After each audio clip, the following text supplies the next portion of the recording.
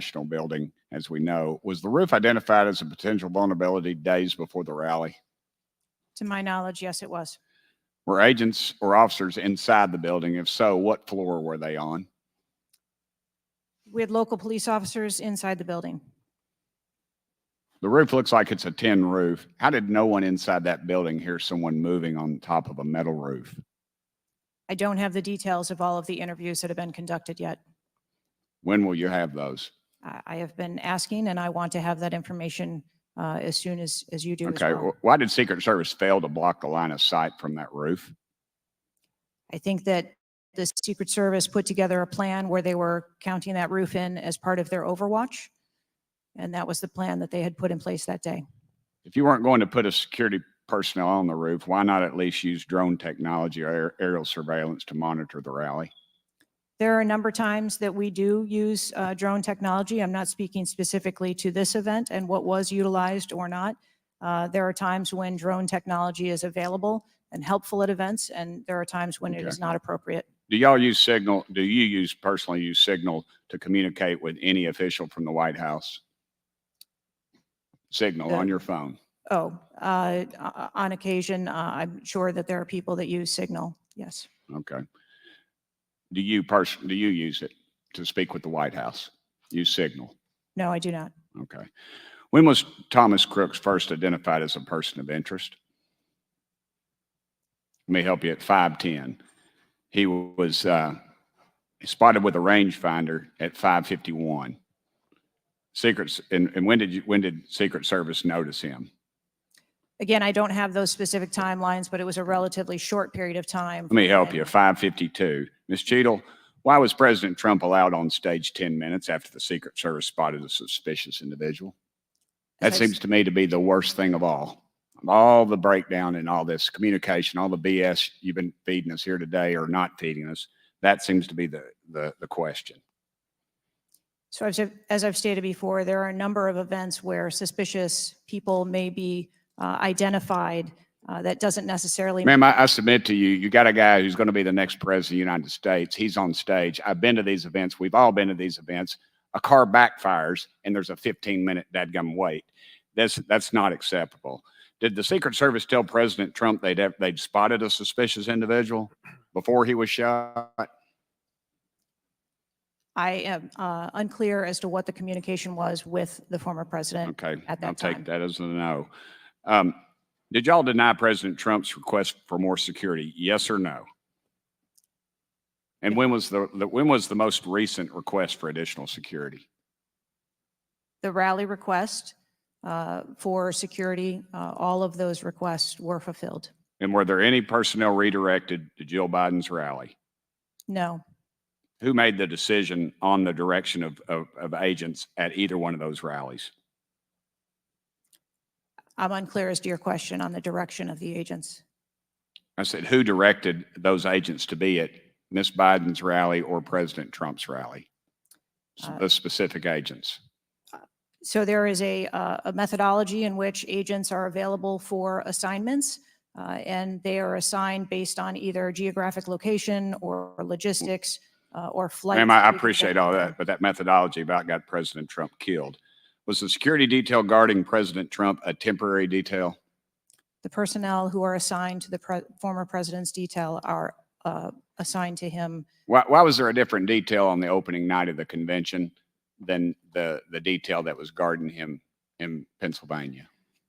The president has a very large permanent protective detail assigned to him.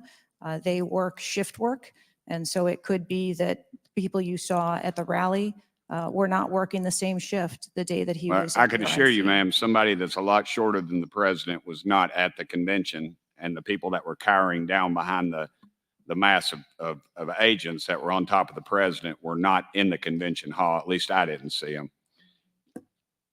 You can't seem to answer a single question about an ongoing investigation, ma'am, and you don't know when the information will be released publicly. Are you waiting for the administration to sign off? No, I am waiting for the results of the investigation, at which time. Okay. Let me ask you one more question. You found explosives in the shooter's possession. Is that correct? The FBI found explosives. Do we know who directed this young man how to make those explosives? I believe that the FBI is still looking into that on their investigation. Ms. Cheadle, you said that the buck stops with me, and I agree. I don't think you should resign. I think you should have been fired. Ma'am, you are a DEI horror story. I've told my daughter multiple times, my wife and my daughter, we talk to her all the time about how she's going to succeed in life. She'll succeed in life by achieving. Ma'am, you have not achieved today. You've let the American public down. If it was up to me, you'd be gone. Thank you, Mr. Speaker, Mr. Chairman. Chair now recognizes Mr. Crockett from Texas. Thank you so much, Mr. Chair. And let me just pick up where my colleague from Tennessee left off. Director Cheadle, was the incident on July 13th due to DEI, or rather systemic failures in communication and potentially safety protocols? The incident on the 13th has nothing to do with DEI. The incident on the 13th has to do with a failure or a gap either in planning or communication. Thank you so much. In fact, I have a few articles that I will enter into the record once I wrap up that actually acknowledge a number of women specifically for their valor in their service, whether it's been in various levels of law enforcement. But, you know, I want to stick here for just a second, because earlier you had a conversation in which there was a discussion about training. And I want to talk about training, and I want to talk about the fact that there's been a little bit of dancing around as it relates to this being a suspicious person and this being a situation that was perceived to be a threat. And it seems as if there's a different analysis that takes place. One of my questions has to do with if you have any bias training that your officers undergo. And the reason that I ask that, because as a civil rights lawyer, I have learned so many times in having to deal with law enforcement that there usually is not a perception of a threat when it is a young white male, even if they are carrying a long gun. Yet a lot of times, at least in this country, when it comes to law enforcement, there is a perceived threat just by somebody having a little bit more melanin in their skin. So I'm curious to know, because a lot of times, one of the things that we have consistently pushed for on my side of things, and when I say my side, is once we are looking at a tragedy in which law enforcement made an error, is the bias training and whether or not our officers are getting it. So I'm curious to know, in some of the training that you talk about that is part of your budget, has bias training been part of that? Yes, it is. Okay, thank you. I know that today is a rough day, and on that day in Pennsylvania, it was a rough day. And the reality is that I understand it, and you may or may not know the answer to this question. In the space in which this event took place, it was an open carry space. Is that correct? That is correct. Okay. So I hail from the state of Texas, and interestingly enough, I was serving in the state house right after there was a mass shooting in El Paso. We had an opportunity to do right by our citizens in Texas, but we did not. Instead, they passed permitless carry. And what my colleagues kept trying to get you to answer, because we want to come up with solutions, we don't want to keep pointing the finger. And right now, you've got a bunch of fingers that are pointed at you. But our job is to solve problems for the American people. And to be perfectly honest, the numbers are clear. I had, I think, almost every major law enforcement agency come forward and say that they were against permitless carry because they said that their jobs would be made more difficult.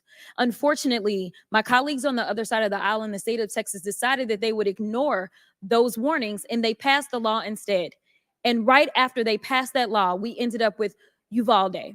And we heard the stories of those officers that were scared to go in and save those babies because of the firearm in which that, in that case, 18-year-old had in his hands. They also were given an opportunity to say, hey, raise the age and make it to where at least you have to be 21 before you can possess this type of weapon. And they chose not to. And we have the facts. It shows, and I'll enter this into the record as well if there is no objection, deaths from firearms keep climbing in Texas decades after lawmakers began weakening gun regulations. That is from the Texas Tribune. Without objection, so ordered. Thank you so much. The last thing that I'm just going to make a point of saying is that we all care about this issue because we know that there has been a spike in violence, political violence in this country. Are you aware of the fact that the numbers are higher right now? Yes. Okay. in addition to that, and I'm going to point a little blame at ourselves, because right now you got all the fingers pointed at you. But the reality is that we have a number of congressional members that are consistently engaging in violent rhetoric, and it needs to be toned down. The reality is that people are listening and they're paying attention. But unfortunately, another thing that is happening because we're not getting answers from you today is the conspiracy theories. They have already began. Have you heard of any of the conspiracies? Yes. Okay. The problem with these conspiracies is that when people believe that, say, the president of the United States ordered a hit, or they believe it was an inside job, or whatever conspiracies they believe because they don't have any facts in front of them, that potentially incites the next level of violence at the next event in retaliation for this. So we are only begging for your job as it relates to being the director, as well as the men and women that you are protecting as their director, that you keep them safe by making sure that the American people have the information that they need so that they can feel as if Secret Service is on the side of the American people. And ma'am, I don't doubt that Secret Service is on the side of the American people. But right now, so long as these conspiracy theories continue to fester, it is going to make your job that much harder. Thank you so much, and I yield. Chair now recognizes Ms. Marjorie Taylor Greene from Georgia. Thank you, Mr. Chairman. Ms. Cheadle, I'd like to remind you that you're under oath. The site team has a senior supervisor, an advanced team, a protective intelligence team, a counter sniper element, and detail. Who was the agent in charge? How long has she been the agent in charge? And what is her Secret Service background? So I'm not going to provide a name. Why not? You're here to answer our In this questions. forum, I'm not going to provide names of. You stated in your individuals. testimony, you said, I am here today to answer your questions. That is correct. Answer the question. I'm not going to provide names of our personnel. To Why this not? committee today? The American people are demanding these answers from you today, Ms. Cheadle. I will do the best to provide you accurate information based on the facts that I have at this time. You're not answering our questions. The advance element coordinates with other intel or law enforcement partners, identifies threats and weaknesses at the sites and movements. We'd like a copy of the advance report. Have you brought it here with you today? We will comply with the request for the documentation that has been requested. When will that be, Ms. Cheadle? Because you should have brought it today. I am certain that our personnel are working on obtaining all of that documentation. I don't believe you, and neither do the people watching this hearing. You're not doing well, as Mr. Moskowitz informed you. You've been sitting here for over 3 hours, and I have you know the entire country is demanding you resign and demanding that you be fired if you do not resign. Things are not going well for you. You need to answer the questions. Was there a protective intelligence team, and what technical resources were utilized for that event, specifically drone or helicopter assets? There were a number of technical assets that were deployed for that event, and there was a protective intelligence team that was assigned to that event. Why was Crooks able to fly a drone over the entire area the day of the rally and the day of his assassination attempt? To my knowledge, he did not fly the drone over the entire area. How did he fly a drone over the area, period? Any part of the area? Again, I would have to go back and check the timeline of when that took place and when the event. Why didn't you bring the timeline with you today to answer our questions? I don't have all of the answers on the timelines based on the criminal investigation. Were you not prepared today to answer our questions? I am prepared to answer the questions based on the information and wanted to be able to provide. Do you have a timeline do you have a timeline at all from any of the day? I have a timeline that does not have specifics. That's shocking. That is absolutely unacceptable. That means you are a failure at your job. Let's talk about things that are prohibited in Trump rallies. And I've been to a lot of Trump rallies. Backpacks and bags, bicycles, firearms, any type of weapon, or any other item determined to be a potential safety hazard, like a rangefinder would be one. At 5:10, Crooks is first observed by one of the snipers, AGR Sniper 1, at the building. 5:10, President Trump was shot in the face at 6:11 p.m. 528, AGR Sniper 1 takes a picture of a bicycle and 2 bags. Those belong to Crooks. 532, AGR Sniper 1 spots Crooks looking at his phone and using a rangefinder. 555, Butler ESU Command confirms receipt of photos and states they have been relayed on. 6:05 p.m., AGR Sniper 1 later communicates that Crooks is seen moving northeast in direction of Sheets and that Crooks has a backpack. 2 minutes before the shooting, while President Trump has been allowed to take the stage, people see Crooks laying on his stomach in a sniper position on the roof, and they're yelling he has a gun, and they are trying to alert law enforcement and Secret Service. Why was Crooks not shot by the snipers? Why was he allowed to be there? As soon as the individual was identified as a threat, they were. No. What do you consider to be a threat? A man with a gun laying in a sniper position, a man that had a backpack, a man that had a bicycle, a man that had a rangefinder. At what point is he determined a threat? An individual with a backpack is not a threat. An individual with a rangefinder is not a threat.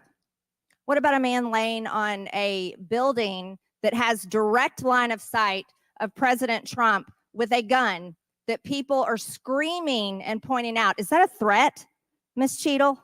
Once that individual was identified, they were neutralized. No, they were neutralized. Crooks was neutralized after he shot President Trump in the face, Ms. Cheadle. Is he only a threat once he fires the weapon? As soon as the counter sniper identified that individual, they were able to neutralize them. How were people in the crowd? Okay, then let's just take it this way. People under your command did not consider him to be a threat, yet people in the crowd knew he had a gun and considered him to be a threat. That means that you are a complete failure as the director of the Secret Service, that people under your command don't perceive a man laying on a roof with direct line to the president with a gun. They don't perceive that to be a threat, yet the people in the crowd do. How is that possible? That's the last question, but please answer the question, Ms. Director. I'm not certain at this time how the information from the people in the crowd was relayed to any law enforcement personnel. No, you knew that everyone knew. The people there knew that there was a danger. They knew there was a threat to President Trump, and it was allowed to happen. Was there a stand down order, Ms. Cheadle? Was No, there a conspiracy to kill President Trump? absolutely not. Then how did this happen? And why are you still sitting here not turning in your letter of resignation? Last question, but please answer, and then I'll recognize Ms. Presley. Please answer the question. That is what we are investigating to determine. We're waiting for your letter. We are waiting for your letter of resignation, and you really need to consider doing that before you leave today. Chair now recognizes Ms. Presley from Massachusetts. Thank you. No one, absolutely no one should fear for their life at a political rally, in a classroom, in a faith house, or in their home. We must do something about political violence in all its forms and gun violence in all of its forms. Now, Director Cheadle, you have noted that numerous investigations are ongoing related to the Secret Service response, and that we can expect a report in the next 60 days. With the election nearly 100 days away, that is an unacceptable timeline, and it makes people less safe. It also allows my colleagues across the aisle, Republicans, additional time to spread dangerous misinformation, which also puts people in harm's way. Some Republicans have exploited this moment to continue to attack progress towards racial justice and gender equity in America. Disappointing, but not surprising. I hesitate to repeat their racist and sexist tropes, but in summary, Republicans have wrongfully and shamefully stated that hiring women and people of color hindered the response to the shooting. Now, this is part and parcel of Republican strategy to constantly attack necessary diversity, equity, and inclusion efforts, to undermine the contributions that women, people of color, the disability community, and others make to this country each and every day, and it is disgraceful. In the wake of gun violence and tragic loss of life, Republicans are ignoring solutions like gun safety reform and instead trotting out sexist tropes. Can't say I'm surprised. I ask unanimous consent to enter into the record reporting from CNN titled "Right-Wing Media Figures Blame Women in Secret Service and DEI for Security Failure in Trump Shooting." Without objection to ordered. This article quotes members of Congress and others that plainly accuse DEI and the hiring of women as a liability for the Secret Service. Women have been an integral part of the agency since 1971 and are held to the same standards as their male counterparts. To use them as a scapegoat during a time of crisis is shameful and it is dangerously divisive. In fact, based on recent publicly available demographic data of the agency, the largest demographic groups among special agents are white and male. But to right-wing extremists, the truth doesn't matter. The lies they tell to advance their anti-diversity agenda, which is a key theme throughout Project 2025, will only make the American public less safe and more divided. And every day, Director Cheadle, that you fail to give us answers, they are given more oxygen to make their baseless claims that women and people of color are responsible for tragic events. And that is dangerous too. Thank you. And I yield my remaining time to Ranking Member Raskin. Thank you to the distinguished gentlelady from Massachusetts, and thank you for those trenchant insights. I wanted to make the